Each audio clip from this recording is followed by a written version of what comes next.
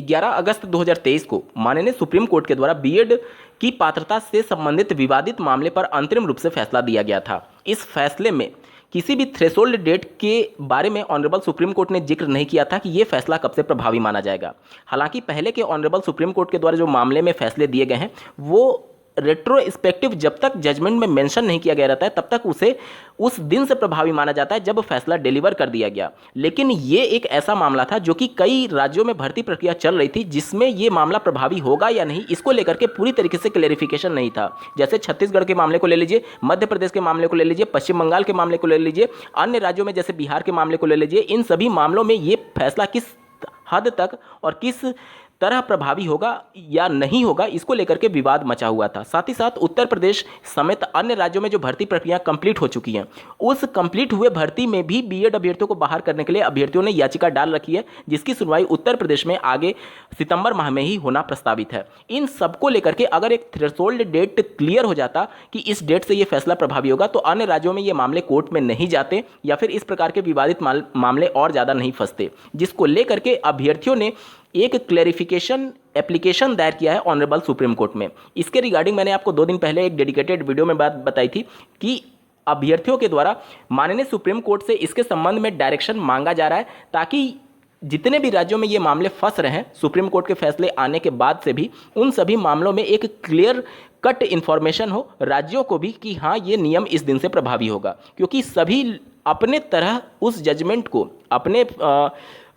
अपने हिसाब से उस जजमेंट को जस्टिफाई कर रहे हैं कि ये फैसला इस दिन से लागू होगा, उस दिन से लागू होगा। इसकी वजह से ये सभी राज्यों में मामले फंस रहे हैं। जैसे कि अगर देखा जाए बिहार में शिक्षक भर्ती मामले में जो ऑनरेबल सुप्रीम कोर्ट का जजमेंट 4 सितंबर 2023 को आया है उसमें एक लाइन बहुत ही महत्वपूर्ण मेंशन की गई है, आप स्क्रीन पर देख पा रहे होंगे। इस पैरा के तीसरे लाइन में देखिएगा, consequential advertisement and other subsequent steps taken into pursuance thereof shall also stand invalidated। यानी कि जब ये नोटिफिकेशन जारी हुआ था 28 जून 2018 वाला, उसके बाद के जितने भी एडवर्टीजमेंट हैं और जितने भी स्टेप्स उठाए गए हैं किसी भी एडवर्टीजमेंट को लेकर के या फिर भर्ती प्रक्रिया को लेकर के, वो सब कुछ इनवैलिड करार दे दिया गया है बिहार वाले मामले में। अगर ये लाइन सभी राज्यों पर लागू होती है तो यानी कि 28 जून 2018 के बाद से जितनी भी भर्तियों के नोटिफिकेशन है इसका मतलब तो ये हुआ कि सभी इनवैलिड ऑनरेबल सुप्रीम कोर्ट कह रहा है ये जजमेंट जो है ये बिहार में जो शिक्षक भर्ती चल रही है उसके बारे में है। तो इस लाइन का बहुत महत्वपूर्ण रोल है और अगर ये मामला सुप्रीम कोर्ट से निस्तारित हो जाता है तो राज्यों में मामले नहीं फंसेंगे। अन्यथा की कंडीशन में प्रत्येक राज्य के राज्य सरकार का अपना स्टैंड हो सकता है, वो सुप्रीम कोर्ट के जजमेंट को अपने हिसाब से जस्टिफाई कर सकते हैं और अपने हिसाब से उसको इम्प्लीमेंट कर सकते हैं। इन सब विवादों से बचने के लिए अभ्यर्थियों ने एक फिर से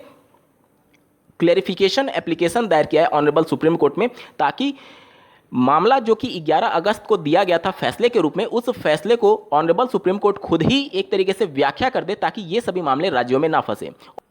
इस केस का डायरी नंबर आप अपने स्क्रीन पर देख पा रहे होंगे। यहाँ पर देख सकते हैं पिटीशन में Devesh Sharma versus union of India है। चूंकि इन्हीं के द्वारा याचिका दायर की गई थी सुप्रीम कोर्ट में जोधपुर हाईकोर्ट के फैसले के अगेंस्ट में, और इन्हीं के फैसले को लेकर के जो इन्हीं के याचिका पर जो फैसला ऑनरेबल सुप्रीम कोर्ट ने दिया है उसी में क्लैरिफिकेशन मांगा गया है। इसी वजह से ये सब कुछ डिटेल दिखा रहा है और यहाँ पर आप देख सकते हैं